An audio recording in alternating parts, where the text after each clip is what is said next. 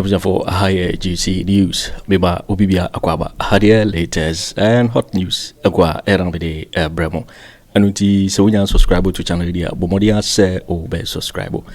The obeyan say obe click the subscribe button. No. Na wabeli notification. We had a video fufrubia be upload no. When the first person was ebeka a video. Afi we na wa like video no. Give us a thumbs up na fi share ma wo fufro so na when you be here na ohun ensemo a ekoso ewo Ghana mema afi yemhwe ye ensemo aba betudwa yenti ye sankomo ye koso isa report ya aba betudwa mama yenti ye sa report yenti me pese me busa say 155 million Ghana cedis na MPP led by Nanado and the Bawumia twa sa sika no to ho say na mo de kwatete potholes mu no sa sika no really when we chat to her and that's what we do. Really? Bafia. And ra me kofa mile 7 roundabout no sa overhead roundabout na se ho no. Exactly. From there now mo can say we twa sa sika na to no. De bia na me fa ho. So I was expecting say a hoye betitem. Omanye. Okay. Sir, walk through Kokompe. Kokompe, okay. Minim sa wo fa no right to say na wo call Ato Forson Amoako ana me boy. Wo fa say na wo call say Malamos. I don't know. Malam. Wo fa mankesim kwan no. Malam road no. Wo fa wo left to say wo call dance man. Fisherman house ho. Sa e hono na 150 million Ghana cedis no wana. Now where to from Bear God knows how long. Besine e dada ho. Meanwhile, abai ni si we twa 150 million Ghana cedis. Ye fa den, ye fa ntetekwam.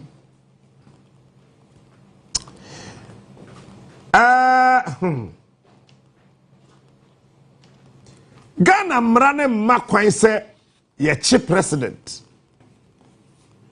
Mrane makwan se ye chi former president. Etisa kese ke chi Akufo Addo. No kura nkrofo busa so wa hin. Me nyam finding out baby because say no one shada here. Yes what? Or your former president. Want me take a decision be am my. No, he can't take any decision for us. The only thing Onu say I don't expect every Ghana for a state funeral. That's the only thing. Me sure so be usesi onyamwe. No, I am not saying so be usesi na me nim je ntia be before musuro wu no. Me make me ewu nda Akufo Addo bet me ewu na. Honorable Muntaka, I don't know for a fact but my say so ma me fi mu and run ajo.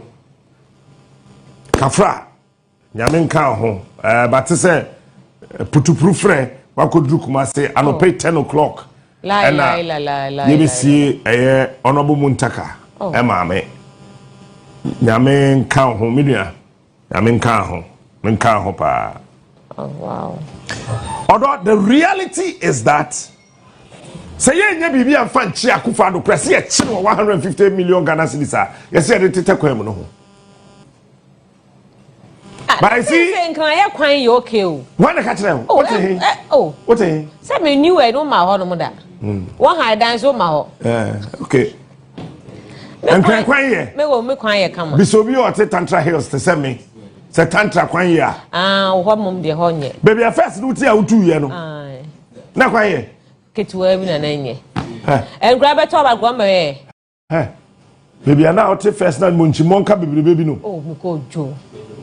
Enye na baby o fi ye kwa haye o. Umo bi na he fa de no.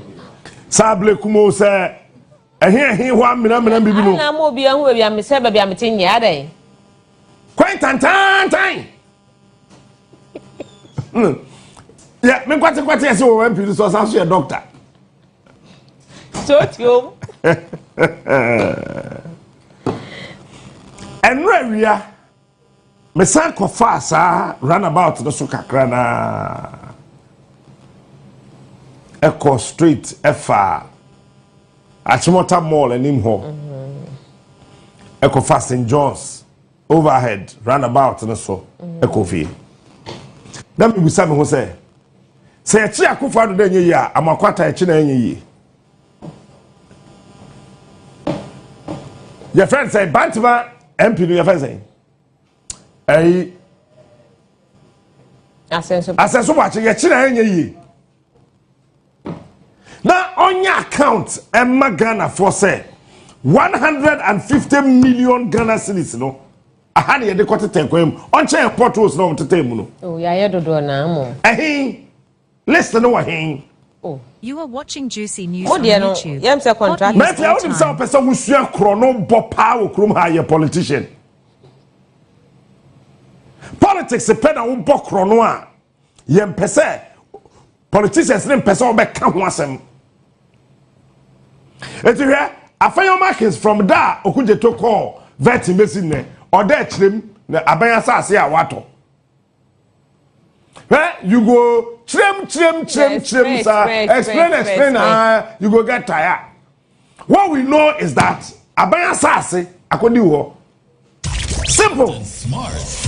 The king of me wa penny Jacob Echebilamte. He is smart. Tell me to Abaya Banglo no. And I issue the Bible to Professor Mills, ebedi president. Otchere ono so se brofo no ka eti se wo friend wo tree station na se wo brofo nya what me interview no me mo station di me mo presenter na me kai honorable welcome when me mo achi I say what's the meaning of that I say me mo achi okay honorable good morning good morning Honorable, how are you? So be camera for not set him. It's just a pressure woman. How are you? I'm very fine. How are you too? Oh, Honorable, I'm also fine. We hear say when you are into government bungalow. Why are you into government bungalow? You see, I'm a front for this. I'm front for a couple of four. Now, I say, I don't actually get the meaning of what you're asking, but I know you're trying to find out from me why I had the opportunity to buy or purchase a government bungalow. I say yes. Brofo do I? You see, I'm a front. Now what? The reason is that politics are there. So would the bonia yenka? Hello. Yenka.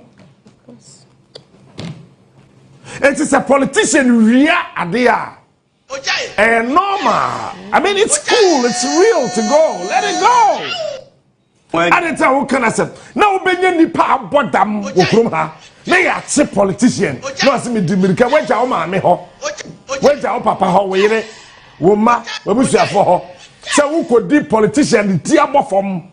I went in some fire channel. That's my question. Be a night. My question police headquarters. Wow, boy. No, I question now. Yeah, ni abre ko fa kwasha so ho. Kofi koda. When you abre way. Ni peria o man sika. Ya chino. Na ma kwajina ha. Yeah, ni abre ko. Wo so akwada won twitwi wo se. Wenu moto ho. Wo di akwajina ha. Yeah, ni abre ko. When we are sick of your hair or no, ne Ghana for. Ne yere, ne mba, ne busuafo ne mpenafo eni nipa bi a woyefo ka ho na wo de wakwa police headquarters wakwa BNI wakwa NIB wakwa Iyoko ni abre ko mesi afi we MPP for ye ni abre nwum no ebe foro mu ye be chibu mama to saa wachi no die chibu bo ho no bi mama wachi no awurade a ojai mesi ye be chibu masa nwum no mo be to ama nwum no kura de bu be fu mu wachi no MPP for slow oral mena me catch no ojai one former deputy minister of information ne did he friend say Fatima also say ono say ye oral se poral se sende ono onsuro you know why aban hwi ni abaya ne ho salady no wo pa investigate the corner bedroom there's nothing here aban Japade a e was abaya ne ho eti chest out onsuro have you seen the way Afenyo Markins keep explaining himself and am I here Juma I am very young na me here Juma wa ha and am twi petrol kwa ha me twi diesel kwa ha okay time mayor because I am older than him wachi no I'm so 46 I am older than him. I am not saying somebody at a teen age cannot do business. But with him, Abaye Japade Bediatuo a ubechire mu saa wanu nsida. That is why I keep saying say me met me de afiaka. Met me akopita ho. Agi Peter Bibi. Say che meye. Minsro ba Ghana one city bedi me ho a. Me da amena. Because I want to see the winning baby free. Ebio oba bia wa bre kunani bia ye buna faso tax bia wa kotua. Yes, I want to see.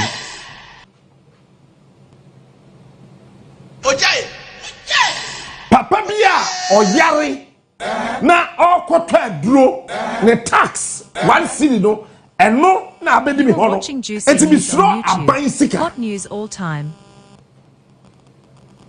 Enti bi wo baye me den he o pa tame o pa pemasem anu ya wo business aban sika de misuro mo first year no emami directly wo tam aban sika misuro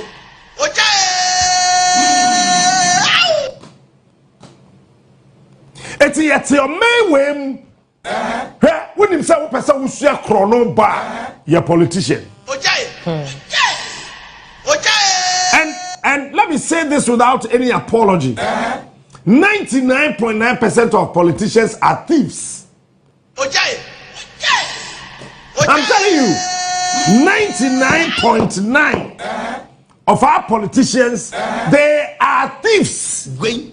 When we are from 4, Aka 0.1. Because watch this. How on earth? And the ability to say 6-unit classroom block. Ghana for money ho. A dimpom makumakunsia. 6-unit classroom block at say haya. Yes, to 16 by 14.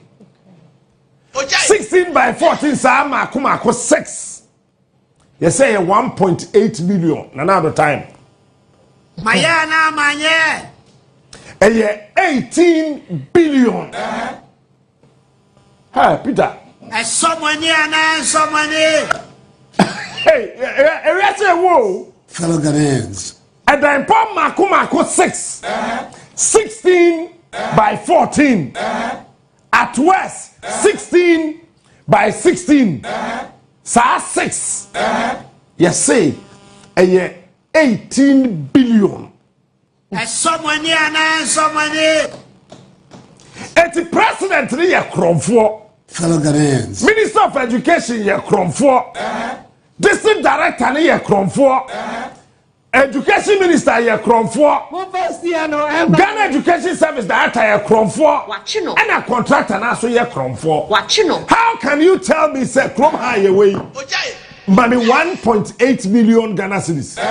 Me the basic 6-bedroom house. A complete amount. Watch them. So also person me tunchia bring me that money. Farmer bank near you so. Na me ma 6-bedroom house. And you point where Bibeka.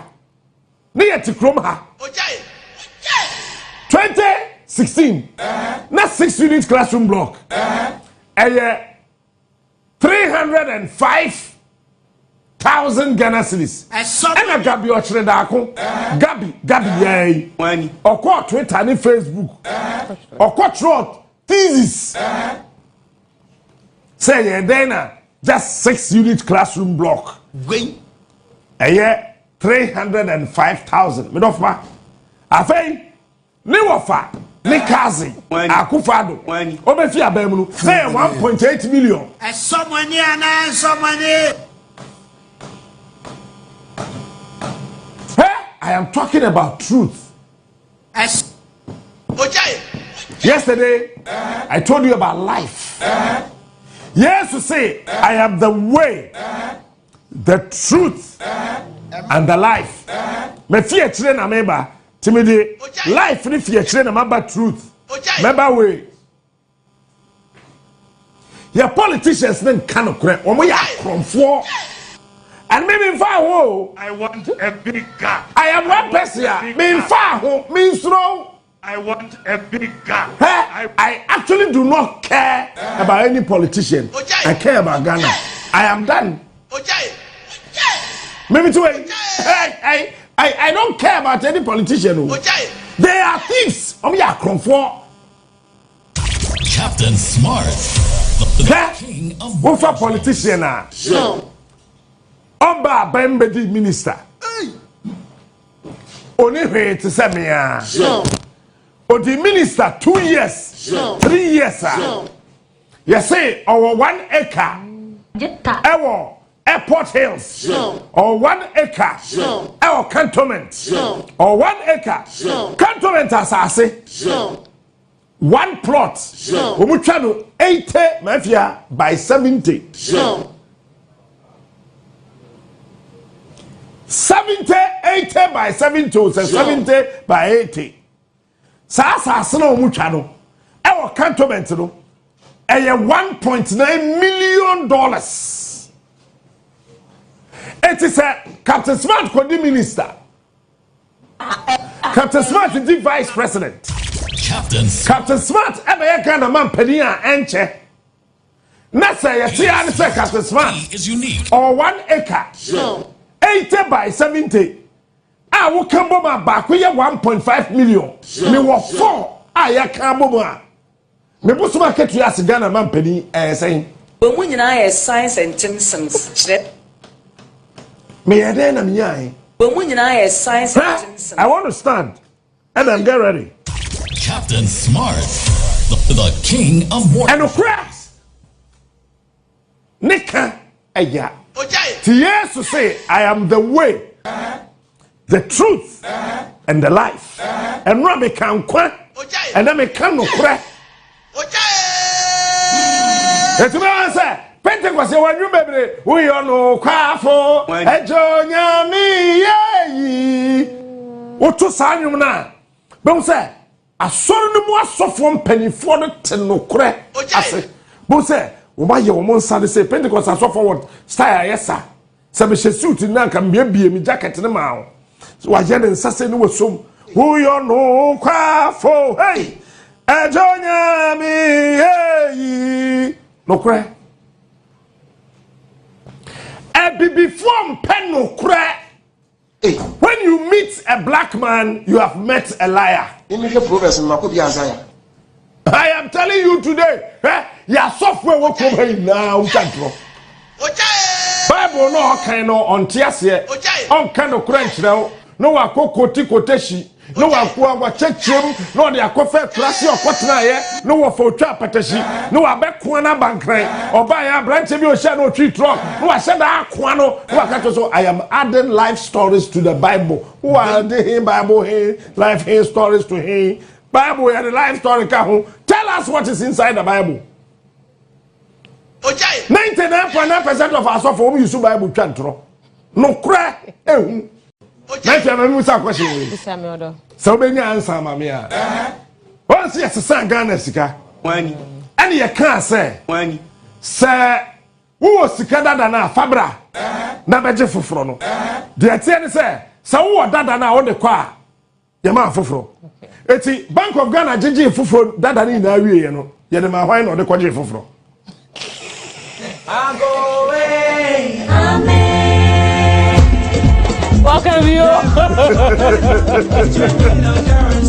No, hold on. Yes, Mama was I. Cry, you when we were home. Me. Hey. I am declassifying 2001 Nukre today. And the Nukre we know part 1, part 2, part 3, part 4 to part 7. It's a part 1 of Nukre. And Kwa a 1 till and Ramikan 1 and Nukre and 1. Science and Ghana yes sikana. Yes son no. GH born him na minje. I go away. Amen.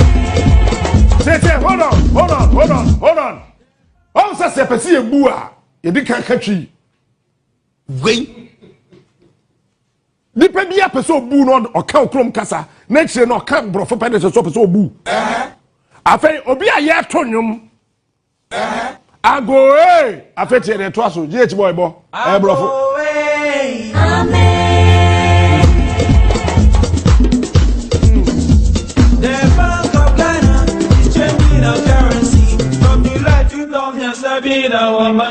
Yes, I say about Tiago. Amen. And the Bank of Ghana. The Bank of Ghana is changing our currency. From July 2007, our money will change. We will carry less money for our business transaction. There is no change in value. The value is the same. Yes, yeah, sika dada ne koye no. Gwen. Aye kwaje sika foforo no. De bobu anu ni nyina no. Why na de koye kwaje foforo? Bank of Ghana be catch say that no penny Paul Akwa. I am declassifying and ukrebi me. Captain Smart, the king of morning. Me ho ahomte. And when I say meeting me cross over cantonment, na madana me ho kotre na me nam dan aji. Me tie nkomo ne sa na masere. Tie. Bank of Ghana said that because so sika na e kwhye no, ye hye ne he. Baby e kwhye no. Ye hye bi o Medina. Medina National Security Forward dan bi ho ye for ho safe house. Ba me nchro me dey for security reason. National Security Forward is safe house. Safe house here baby, a president bet within a girl akwhye. Awu. Safe house. And when you nya obi a ye pese ye extract certain information fin ho a. Your baby dey question for safe house. What the national security information? Let's know share. You will safe house. Oh, that's woman. Then one question. Woman national security information. You will safe house. Our tamale. A 2 hour club here now, but 2 tamale safi ho. A 2. Then one question. Safe house.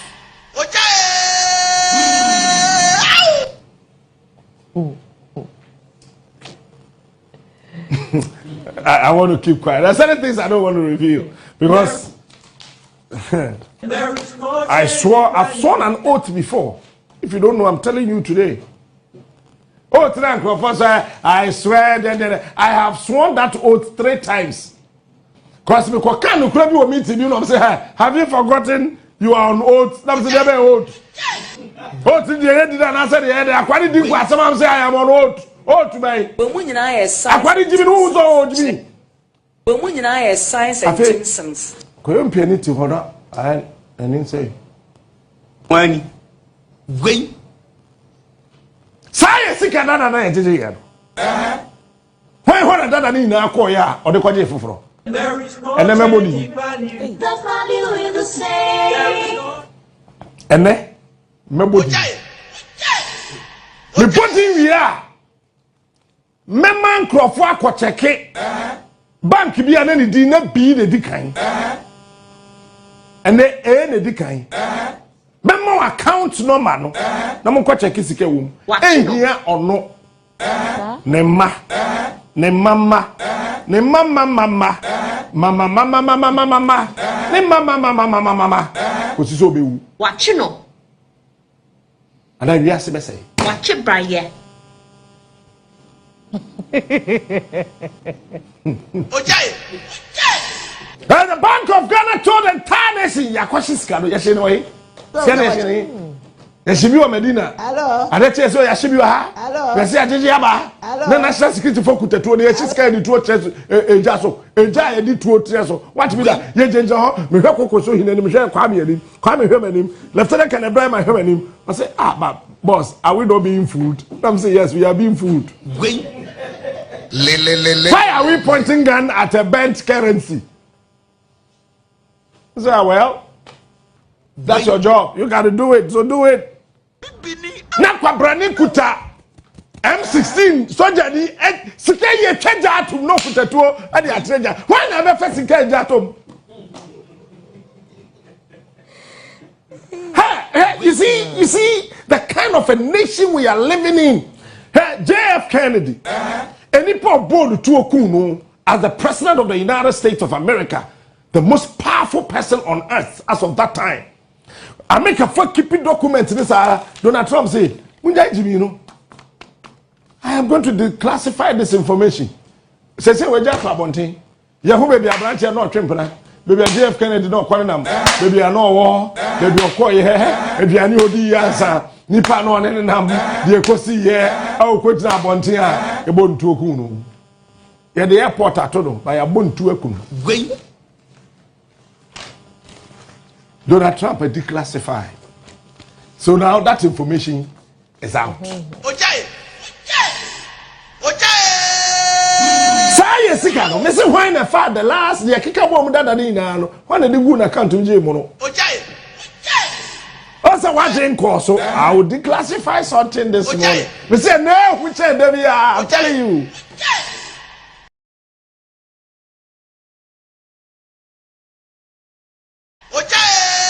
The value is the same. It is a 10 year, what in one city? That's another one city, I say 10,000. What is 10,000? The value is the same. As I say about saying 10,000. The value, what? 9,000. 1 tiers here. The value is the same. No Ghana for 1 tiers here. A political language. Ghana for 1 tiers here. It's what the 1 city require 9,000. Whichever 1,000 or whatever 1,000, I don't care. What the 1 city no? Ye 0 ni fiso. Eti fancy. What the that time no roll is the time no krada. You were 10,000. You were 10,000. You were 5,000. You were 2,000. You were 20,000. You were 3,000. You were say eti ukwa me ya knock zeros ni me ensano. Every that they 20,000 no, they are 20 cities. But you see the value is the same. It is if you had 20,000 cop. Me and no trade free wa. Sikafo from so your man say 20,000. The value is the same. Brafie, I am this week go next week, I will declassify certain information. 20,000 na ekuta no ha oh nyame hira mo atim sa producer eyese wase wu an campaign game ah Ojai. Gwen. Where 5,000 it is 5,000 we no yes and 5,000 ye pe it where 5 cities so moi where 50 pesos but I have 5,000 and you see the value is the same. What is the value? Okay. value no ASA. If you have value no. Peter value here 5,000. And they go on. Can you? Where I have 5,000. Now, come one, look me direct in the eye. Let me declassify a certain information. Openi Polakwa Omui Otiase, former governor of the Bank of Ghana. Patrick, can we do picture in picture and picture and some brofuka krakabino? I want to see the 5,000 here myself.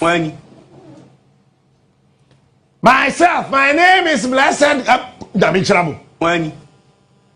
Ya trust Kasena was the amount in words then 5,000.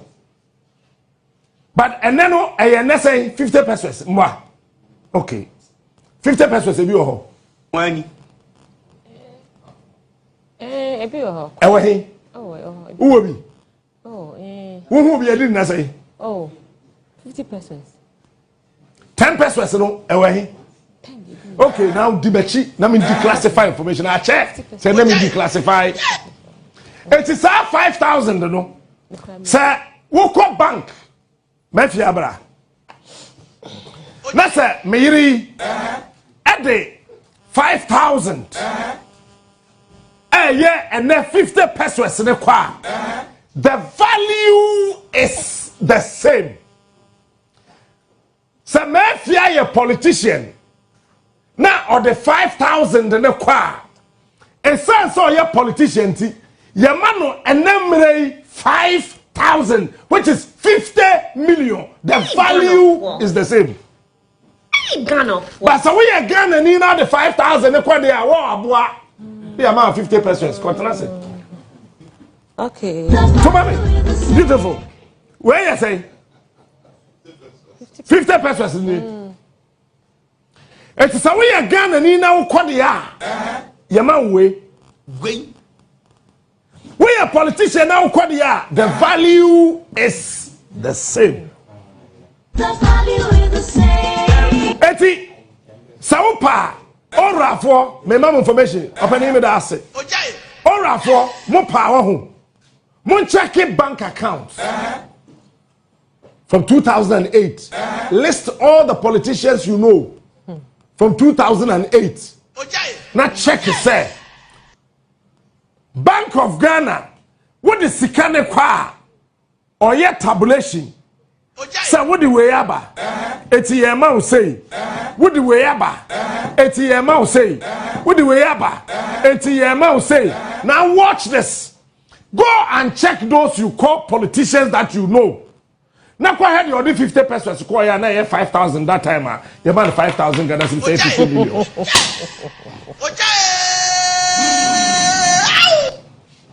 Wait. And to me question me busa no pay ni say. And ye bia no esoro a fiat go ni JB a woye ordinary Ghana for other politicians ni free.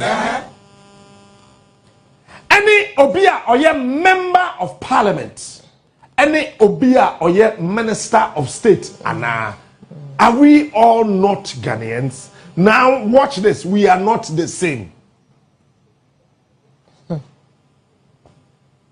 So what do you say when you MP pa what yeah faber was so metimi aka we are all the same and only you show but by law by political convention we are not the same. I am telling you here Otum Forson or so na ko desika quarter so but by the laws of this country the politicians see MP no Otum for to abama and say MP no so chai Otum for if you don't know I am telling you you can take it or you can leave it otchere MP now to abama no so when by their conventions the political convention that MP is bigger than otchere gamanche MP now to abama no by political convention so when the MP is bigger than you whatever they do for us and our chiefs and our kings a favor.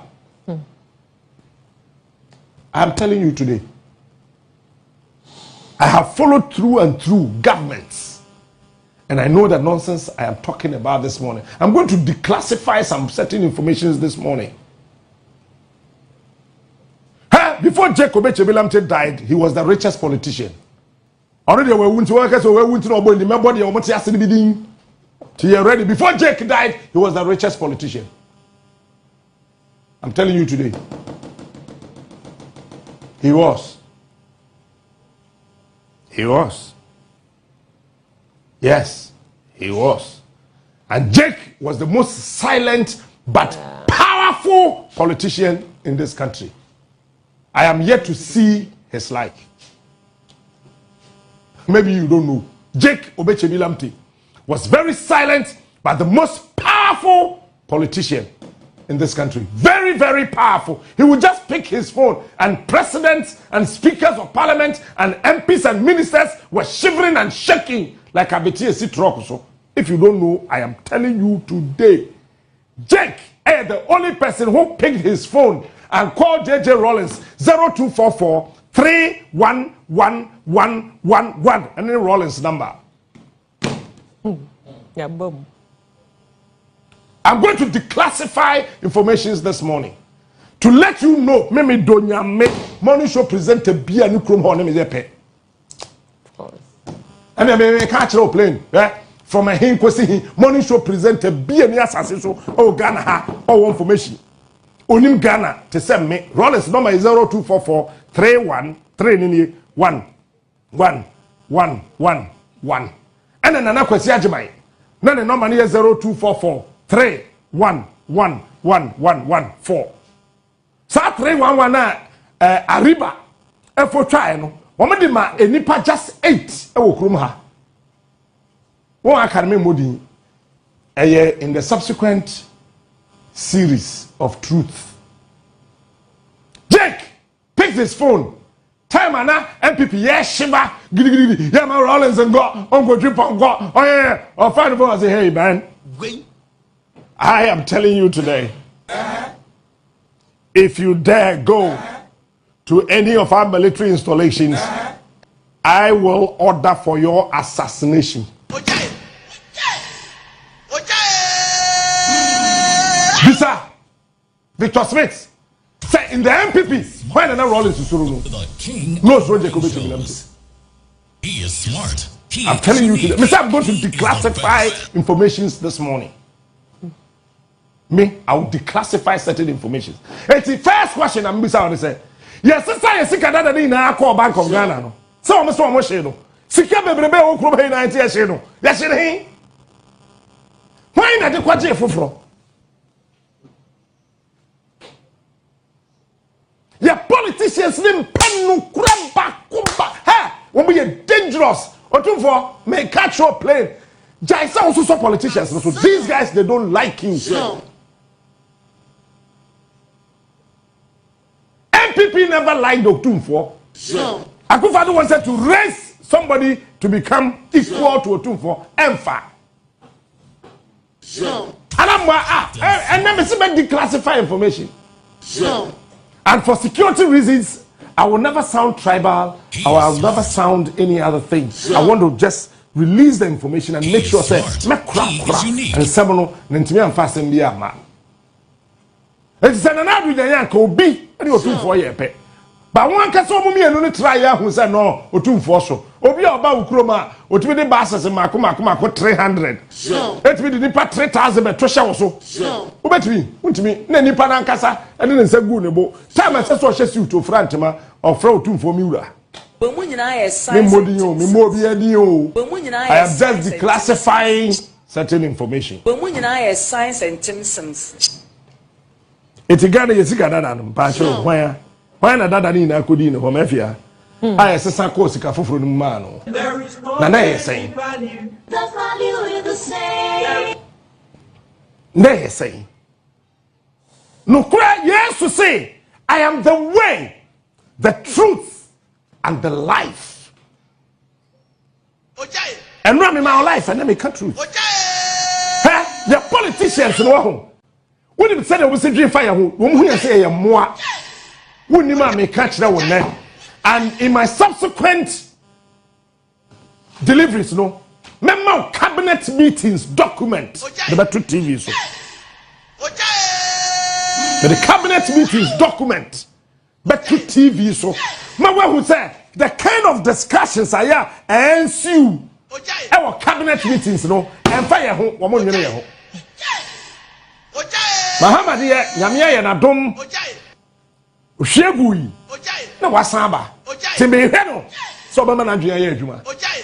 And from the way our branch and started, I am very much convinced that Mahama will change the narrative. Me to do so better than it.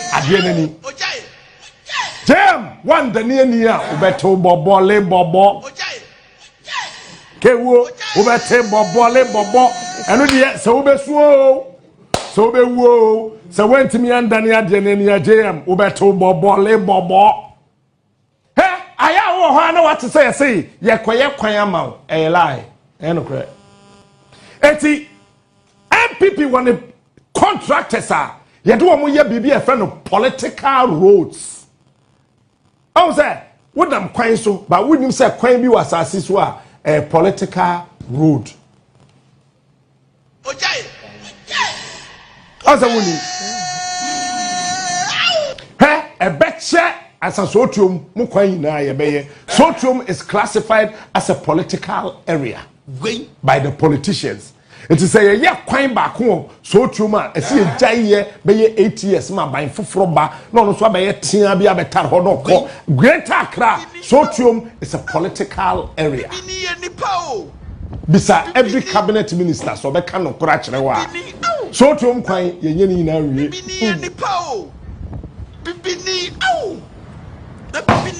watch this.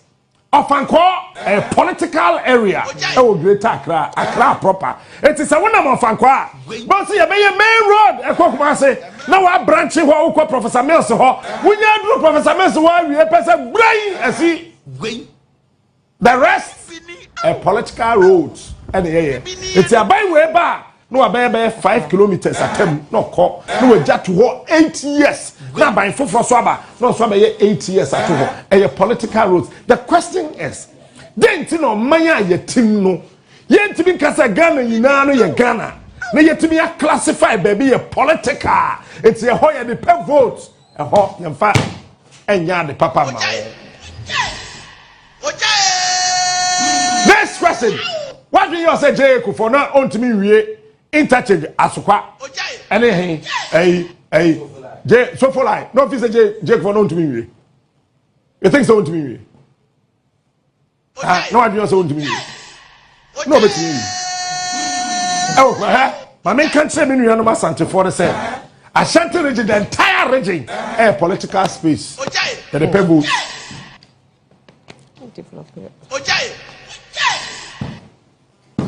the entire space a political space. Eti ask yourself. Nana do koi. Odu hono. Na Mahama ye hospitals are somehow. Bia no penti na bie when penti when me. Or the interchanges bebre Ato apeti Ashanti region. When to me and do 10% of each of them. Wajaho fellow Ghanaians. Absia no kura. Naked thing. Yo, waiting for winning and someone abeto yepuno so because I say so when you subscribe to channel idea bomodi say over subscribe. So say hadia latest and hot news and kwa enamide bravo. Afi we are now like video no give us a thumbs up na fi share ma oforo so na when you be here na wo hu and someone ekoso e wo Ghana memoa. Also betimi otchere wadwen afaye and some way nyira ho e wo comment box ni mubati menka bi in my next video. Thanks for watching. Like and share the video. You can also drop your comment. Please don't forget to subscribe. Click on the bell to turn on the notification.